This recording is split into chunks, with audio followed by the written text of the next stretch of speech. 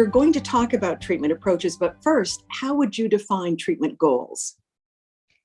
So, when I look at defining treatment goals, it's focusing on what do we want to achieve from the standpoint of the cancer, meaning, what are objectives that are associated with patients living longer, and then what are objectives and strategies that we can set up to make sure that patients are living better. So I think the treatments are basically set up to help achieve those two goals. How can we make you live longer and feel better? Yeah. Well, let's walk through the types of treatments that are used today to treat advanced prostate cancer. What are the treatment classes and who are they appropriate for? Let's start with surgery, for instance. So surgery is something that's utilized early on when people are diagnosed with cancer. It tends to be utilized when the cancer has not necessarily spread to other parts of the body, but is still localized within the prostate itself, or maybe there's just some, little bit of breakthrough of the capsule. Sometimes it can be used in people that have involvement of the prostate cancer in the lymph nodes, but it's generally not utilized in people who have cancer that's spread to other parts of the body. Mm-hmm. What about other treatment classes? What are they? So radiation can also be utilized. Radiation is a treatment modality that can be used for people with localized disease, and also it can be utilized for people with advanced disease to treat the primary tumor.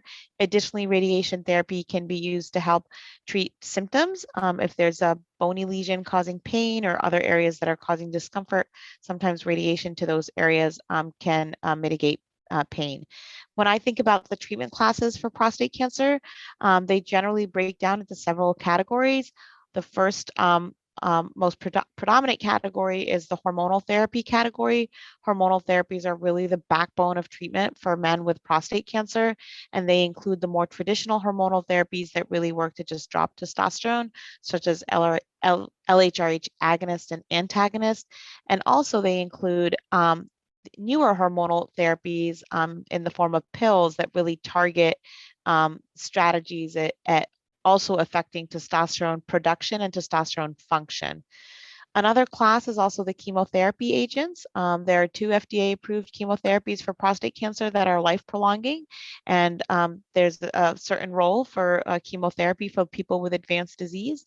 There's also immunotherapy that can be utilized. There's a vaccine therapy that is actually one of the first FDA-approved vaccines for any solid tumor that's approved in prostate cancer that can be utilized.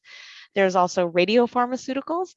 So these are specific agents that deliver bits of radiation to specific areas, whether it be radium-223, which targets the bone, or the newest radiopharmaceutical, which was approved called lutetium PSMA, that basically delivers beta radiation to sites of PSMA expressing cancer cells. And the last category that I would highlight is the category of targeted therapy. There are 2 targeted therapies for prostate cancer for patients that have genomic alterations. Those include the drugs olaparib and rucaparib. And so as you can see, there's a wide spectrum of drugs that can be utilized to really keep this disease at bay.